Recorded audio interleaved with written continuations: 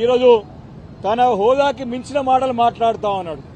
కేసీఆర్ గారి గురించి తన హోదాని మించి మాట్లాడుతా ఉన్నాడు కడియం శ్రీహరి గారు. తెలంగాణ సెంటిమెంట్ ఇంకెంతకాలం వాడుకుంటున్నాం అంటున్నాడు కడియం శ్రీహరి గారు. నీ లేక కేసీఆర్ గారు ఆత్మగౌరవం తాకట్టు పెట్టుకోలేదు ఎప్పుడు కూడా. నీ లేక ఎప్పుడు వేరే సలకు పోలేరు కేసీఆర్ గారు. నీ లేక ఎప్పుడు పదవుల కోసానికి పాకుపడలేదు కేసీఆర్ గారు. నువ్వు మాట్లాడేటప్పుడు జాగ్రత్తగా మాట్లాడాలని చెప్పేసి నేను కడియం శ్రీహరి గారిని హెచ్చరిస్తా ఉన్నాను.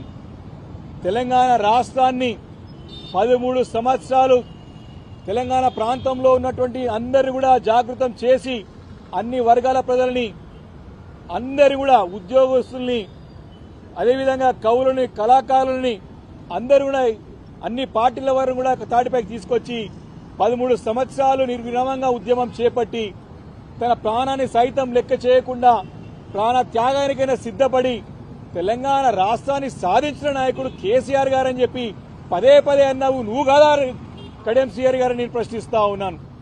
ఈరోజు ఆ రోజు దేవుడుగా ఉన్నటువంటి కేసీఆర్ గారు ఈరోజు నీకు చిన్నగా కనపడుతున్నాడా?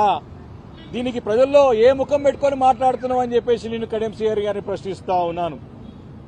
తెలంగాణ అంటేనే కేసీఆర్, కేసీఆర్ అంటేనే తెలంగాణ. మర్చిపోయినావా కడియం శ్రీహరి గారు అని చెప్పేసి నేను అడుగుతా ఉన్నాను. తెలంగాణ జాతిపిత బరోబర్ తెలంగాణ రాష్ట్రానికి అన్ని వర్గాల ప్రజలు, కులాలు, మతాలు ప్రతి ఒక్కరు కూడా గుండె కత్తుకున్నటువంటి నాయకుడు, ప్రతి ఒక్కరి గుండెల్లో ఉన్న నాయకుడు కేసీఆర్ గారు.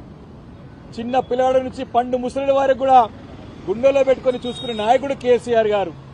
తెలంగాణ అంటేనే కేసీఆర్, కేసీఆర్ అంటేనే తెలంగాణ అనే సంగతి గుర్తు తెచ్చుకోవాలని చెప్పేసి కూడా కడియం శ్రీహరి గారిని అడుగుతా ఉన్నాను. ఎస్, బరాబర్ ఈ తెలంగాణ జాతి అంతా కూడా కేసీఆర్ గారు వెంబడే ఉంటది. ఈ యొక్క ఎన్నికల్లో గెలుపు ఓటలు మామూలే. అధికారం ఉంటది, పోతది. నీ లేక అధికారం ఉంటే లేక లేకుండా మాట్లాడే నాయకుడు కేసీఆర్ గారు కాదు అని చెప్పేసి ఒకసారి గుర్తు చేసుకో కడియం శ్రీహరి.